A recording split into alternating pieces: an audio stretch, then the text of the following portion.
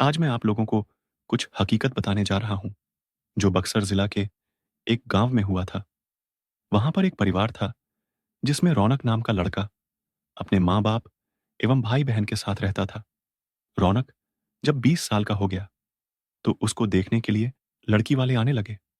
कुछ दिन बीत गया, तभी रौनक को एक लड़की की फ़ोटो अच्छी लगी। उसने अपनी माँ को बोला, "माँ, मैं इसी से शादी करूँगा।" और बोलता भी क्यों नहीं, हर लड़के की ख्वाहिश होती है कि उसकी औरत सुंदर और संस्कारी हो, ताकि किसी के सामने ले जाने से उसका मान भी बढ़े। उसकी माँ ने बोला, "ठीक है, बेटा तुम्हारी शादी मैं इसी से करवाऊँगी।" और लड़की के पिता को हाँ बोल दिया। कुछ दिन बाद उसकी शादी का दिन आ गया। वह बहुत खुश था, क्योंकि उसकी हल्दी-मेहंदी और संगीत से घर में खुशी छाई हुई थी। सारे मेहमान से उसका घर भर गया था।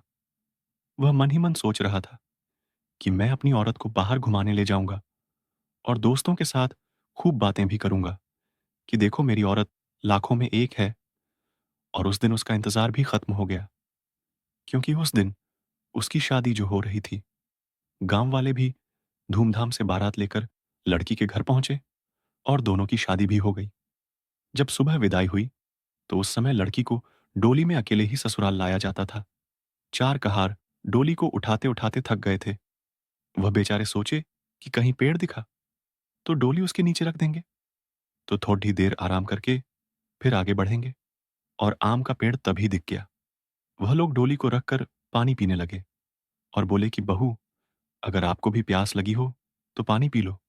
बहू ने कुछ नहीं बोला और चारों की थोड़ी-सी आँख लग गई।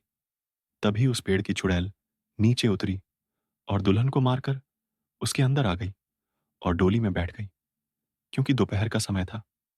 थोड़ी देर बाद वह अपने ससुराल आ गई। लोग 4 होने के बाद जब रात हुई, तो रौनक अपने कमरे में गया।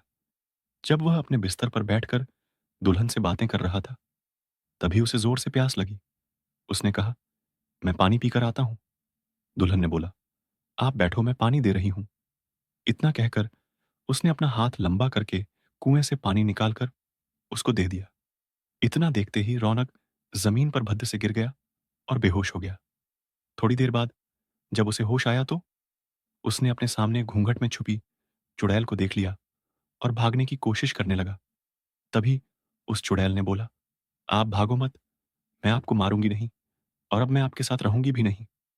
नहीं तो आप जीवित नहीं रहोगे, क्योंकि आपने हमारा चेहरा देख लिया। लेकिन यह गांव हमारी ही निगरानी में हमेशा रहेगा, क्योंकि यहाँ मेरा ससुराल है।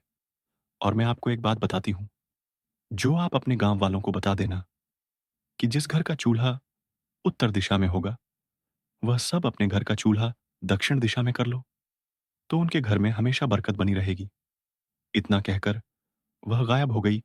शास्त्रों के हिसाब से माना जाता है कि दक्षिण में अक्सर भूत प्रेत निवास करते हैं, लेकिन ऐसा करने से आज भी उस गांव में कभी भूखमरी या फिर कोई बीमारी जल्दी नहीं आती।